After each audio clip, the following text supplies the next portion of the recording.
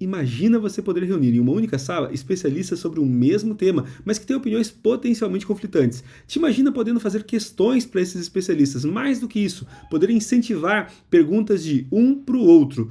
Cara, isso seria bem legal, não é mesmo? Pois é o que eu vou te ensinar como fazer agora, com um prompt que eu tenho utilizado com a ChatGPT. É muito mais do que o tradicional roleplay, onde você diz para a ChatGPT como que você quer que ela se comporte, ou então quem que você quer que ela emule. Preparado? Então, bora pro prompt. Mas, antes de continuar, deixa eu fazer aquele convite especial. Se você ainda não é inscrito nesse canal, te inscreve. Se não ativou as notificações, ativa. Eu falo com frequência sobre desenvolvimento de software, sobre reputação e marketing pessoal e, por que não, sobre a ChatGPT. Mas, parar de enrolar, bora pro prompt. Esse prompt para emular várias personalidades ao mesmo tempo é um tantinho longo, por isso mesmo vou mostrar ele para você passo a passo, começando pela definição do contexto. Bora lá?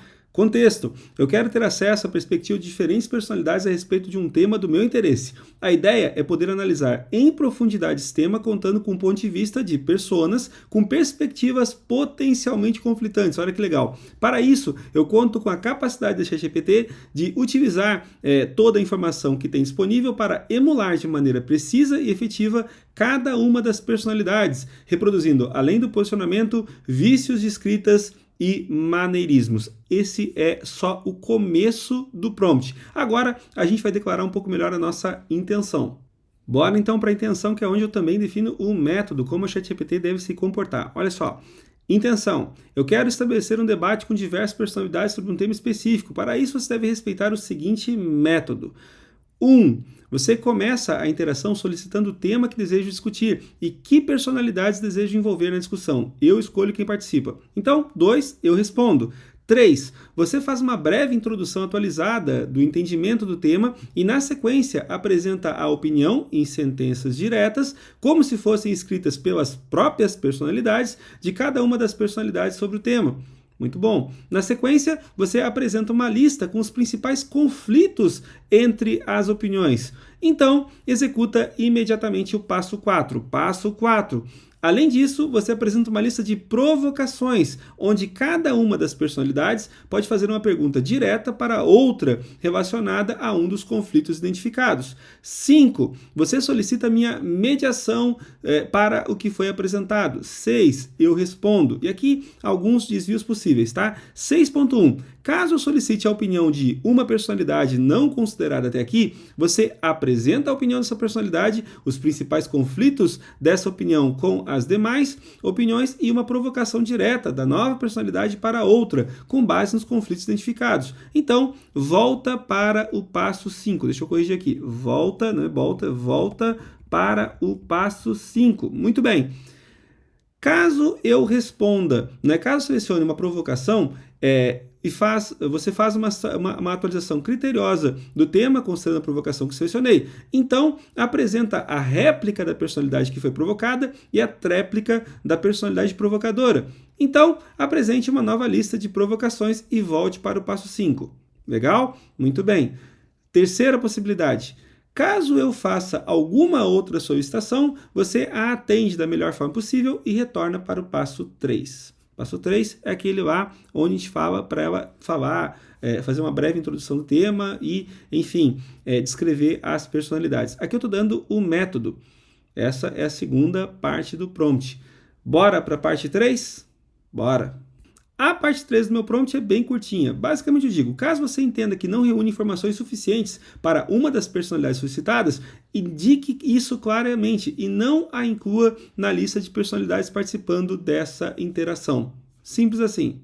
Então, agora começa a quarta parte do meu prompt. Aliás, é interessante observar que eu sempre respeito essa fórmula, tá? Eu sempre começo com o contexto, depois eu revelo qual é a minha intenção, forneço algumas informações específicas e, finalmente, eu parto para o formato. Isso mesmo, como que eu quero que a ChatGPT me responda, qual o formato da resposta. Bora lá? As opiniões devem ser apresentadas em uma lista numerada. Elas são sempre escritas como se as próprias personalidades as estivessem escrevendo. Cada opinião deve ser apresentada no formato nome da personalidade, opinião, nome da personalidade entre colchetes. Terceiro, os conflitos devem ser apresentados em uma lista numerada. As provocações devem ser apresentadas no formato provocador, hífen, provocado, entre colchetes. E, finalmente, a provocação. Essa provocação é alguma questão relacionada a uma discordância, algum conflito que apareceu na sessão anterior. Se seu nome, a partir de agora, é então Mastermind GPT, você deve ser tremendamente sucinto, dando espaço para as personalidades, não fazendo advertências ou explicações contextuais sobre seu funcionamento. Caso você tenha entendido plenamente esse prompt, apresente-se e execute imediatamente o passo 1 do método. E pronto, estamos prontos para começar o debate de personalidades sobre o tema que eu quiser discutir. Prompt encerrado, é hora da gente começar a nossa interação. Mas antes de continuar, eu quero mais uma vez demonstrar que esse prompt é bem longo, o que é algo que acaba sendo bem comum quando você quer fazer uma utilização da ChatGPT que vai além do trivial. É disso que trata a famosa engenharia de prompts, tá? Mas bora ver então como que vai se desenrolar essa interação. Maravilha? Começou? Olá, sou o Mastermind GPT. Por favor, informe o tema que deseja discutir e as personalidades que gostaria de envolver nessa discussão. Eu vou escolher um tema que é potencialmente polêmico e vou envolver duas personalidades que seguramente vão discordar. Isso é intencional, tá? Para demonstrar o prompt, não para tratar do tema em profundidade. Bora começar a discussão. Gostaria de discutir o significado de Gênesis 2 em profundidade. Para isso, gostaria de contar com o apoio do Papa Francisco e de Nietzsche. Repara o que eu estou fazendo, tá? Eu estou escolhendo aqui intencionalmente um cristão, Papa Francisco, né, proclamado cristão, e Nietzsche, que é um filósofo sabidamente ateu. Bora ver o que vai sair dessa discussão aqui, tá? Muito bom. Entendo, antes de começar, vamos atualizar o entendimento do tema. Gênesis 2 é o segundo capítulo do primeiro livro da Bíblia. A maior parte desse capítulo se concentra na criação do homem e da mulher e na instauração do Jardim do Éden. Este é um capítulo muito discutido, especialmente em relação às questões de gênero, autoridade, responsabilidade e relação entre Deus e o ser humano. Bora verificar o que cada um vai dizer aqui, tá? Francisco, Gênesis 2 nos fala sobre a criação de um único homem e uma única mulher, unidos por Deus em união sagrada e insolúvel. Isso nos ensina sobre a igualdade fundamental entre homens e mulheres e sobre a complementaridade de suas funções. É uma visão de amor, cuidado, responsabilidade compartilhada. Cada ser humano é feito à imagem de Deus e, portanto, digno de respeito e amor incondicional. Essa é a visão do Francisco. O Nietzsche, Gênesis 2, como todo dogma religioso, é uma tentativa de impor um sistema moral e ético, uma lei divina. A criação de Adão e Eva serve para reforçar a ordem patriarcal e a submissão da mulher ao homem, em vez de promover a liberdade individual, enfatiza a obediência e a culpa. Caramba, forte, né? Conflitos evidentes. A interpretação do papel de Adão e Eva, enquanto o Papa Francisco vê o par como um exemplo de amor e responsabilidade compartilhada, Nietzsche vê neles um instrumento de controle patriarcal. E 2, a visão da moralidade. O Papa vê a moralidade como inerente à criação divina e Nietzsche a vê como imposição externa que limita a liberdade individual. Olha que interessante, tá? Papa Francisco para Nietzsche provocando. Você não acredita que há lugar para a ética e a moralidade em uma sociedade, mesmo se não forem de origem divina? E o Nietzsche Francisco, você não acha que a interpretação tradicional de textos como Gênesis 2 pode ser utilizada para justificar desigualdades e injustiças? Caramba, olha só, vou continuar com a questão 2. Seguimos com a provocação de Nietzsche para Francisco. E aí vamos ter então uma atualização do tema, né? E aí nós temos a visão, a sequência. Vamos à réplica, né? Réplica e tréplica. Réplica do Papa Francisco. É verdade que as interpretações dos textos sagrados podem ser mal aplicadas, causando sofrimento e injustiça. No entanto, é nosso dever, como crentes e estudiosos da palavra de Deus, discernir corretamente o significado desses textos. No caso de Gênesis 2, não se trata de subordinação de um gênero a outro, mas sim de um chamado à unidade e amor em todos os seres humanos. Tréplica de Nietzsche. Mas como pode haver verdadeira liberdade e igualdade se a interpretação do texto em si é controlada por uma autoridade religiosa? Não seria isso em si um instrumento de controle? Caramba! Você acredita, Francisco Nietzsche, você acredita que a interpretação de um texto sagrado pode existir completamente livre da influência da autoridade religiosa? Diz o Francisco Nietzsche. O Nietzsche para o Francisco. Se a interpretação do texto é controlada por autoridade religiosa, como isso pode levar a uma verdadeira liberdade e igualdade? Pois é. Gostaria de envolver nesse momento Wittgenstein, que é um filósofo da linguagem, tá? Já que o povo está falando sobre autoridade, interpretação, vamos ver o que ele diz. O que ele diz sobre o ponto atual da discussão. Bora ver.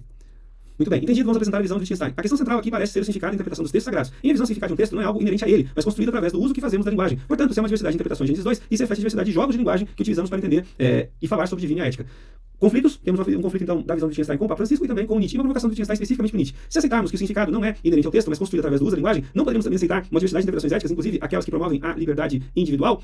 Pois é interessante. Mas eu acho que você pegou a ideia. Eu consigo, então, promover uma discussão e ir longe com ela, trazendo uma mesma informação, que é o livro de Gênesis, que é comum para todos eles, mas com uma diversidade aqui de interpretações. Vamos dar um próximo passo? Olha só. Quem Francisco gostaria de incluir nessa discussão? Algum filósofo para contrapor Nietzsche e Wittgenstein? Vamos ver? Entendido. Vamos ver que o Francisco pede então o São Tomás de Aquino. E lá vem São Tomás de Aquino então. Acredito firmemente que as Sagradas Escrituras, especialmente Gênesis 2, não podem ser completamente compreendidas sem uma orientação divina. Deus, em sua infinita sabedoria, tem um propósito para cada palavra nas Escrituras. Cabe a nós, então, com a ajuda de Deus, buscar o significado que está em consonância com os ensinamentos divinos. Eu tenho alguns conflitos, né? Eu tenho um conflito especificamente com Wittgenstein e com o próprio Nietzsche. São Tomás de Aquino para Wittgenstein. Se aceitamos o significado construído através do uso da linguagem, não corremos o risco de distorcer a verdade revelada por Deus nas Escrituras? Opa, vamos verificar. Continuamos com a discussão entre Aquino e Wittgenstein. Vamos lá, vamos ver qual é a visão dos dois então. Agora, a réplica e a tréplica. Wittgenstein. Na minha visão, a verdade revelada por Deus que você menciona é, em si mesma, uma construção de linguagem. A linguagem é um meio pelo qual entendemos e expressamos todas as coisas, inclusive a religião. Cada uso da linguagem traz consigo uma certa interpretação. Então, em certo sentido, toda interpretação distorce ou molda a verdade. Uau! São Tomás de Aquino. De fato, usamos a linguagem para entender e expressar a religião, mas isso não diminui o fato de que há uma verdade fundamental revelada por Deus. A interpretação pode variar, mas devemos nos esforçar para alcançar a compreensão correta do que está em consonância com a relação divina. E aqui embaixo tem duas provocações de um para o outro, tá? Aqui vamos lá. O que Nietzsche diria a Aquino? Vamos fazer a pergunta aqui. Com base na filosofia Nietzsche, vamos lá. Nietzsche pensando mais aqui. Você fala sobre uma verdade fundamental revelada por Deus, mas não seria essa verdade apenas uma construção humana usada para impor ordem e controle da mesma forma que os sistemas morais que você advoga? Uau! Aquino, por favor, responda a Nietzsche. Com base na filosofia São Tomás de Aquino, na provocação Nietzsche segue a réplica tréplica. São Tomás de Aquino. Não, meu caro Nietzsche. Eu sustento que a verdade revelada por Deus não é uma construção humana, mas um presente divino que orienta nossas vidas e nossas ações. Ela é um farol de sabedoria e bondade, não uma ferramenta de controle. Nietzsche. Ainda assim, Aquino. Isso não evita que a verdade que você propõe, entre aspas, seja usada por aqueles que têm o poder para exercer controle sobre os outros. Sua verdade revelada pode ser tanto um instrumento de opressão quanto qualquer outro sistema moral. E aí surge a discussão continua. O ponto bacana para a gente observar aqui é que a mesma informação, então, o mesmo conhecimento de fato está disponível para todos os participantes, mas cada um deles observa esses fatos sob uma lente de perspectiva. E é exatamente essa visão de perspectiva que eventualmente a gente consegue construir com prompts e com discussões como essa aqui. O que você acha?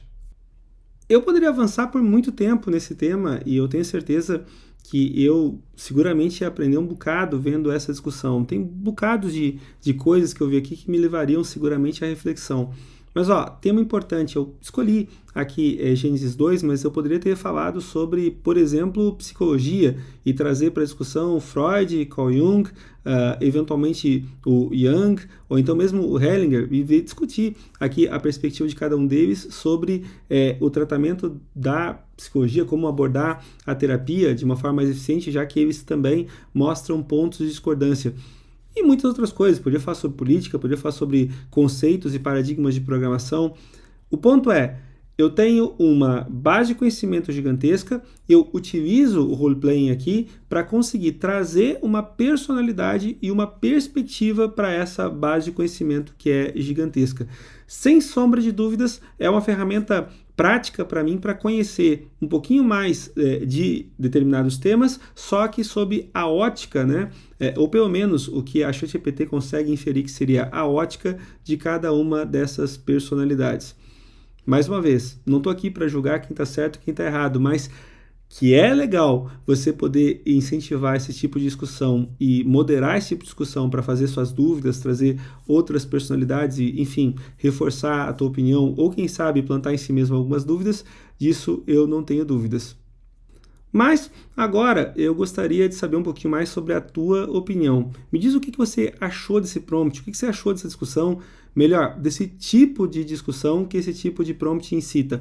Como que você vê isso sendo utilizado na construção da tua perspectiva e principalmente na tua aquisição de conhecimento? Me faz saber as tuas impressões nos comentários. E posso te pedir um favor? Se você achou esse vídeo interessante, não deixa de compartilhar ele com seus amigos, tá? Vamos ampliar essa discussão para utilizar a ChatGPT como uma ferramenta poderosa que de fato ela é. Muito mais do que um oráculo, mas uma ferramenta de construção de linguagem, simulação de linguagem, enfim, coisa muito útil para a gente poder aprender, fazer mais, melhor, mais rápido, certo? Combinado? Te espero num próximo vídeo. Espero que você tenha gostado desse aqui.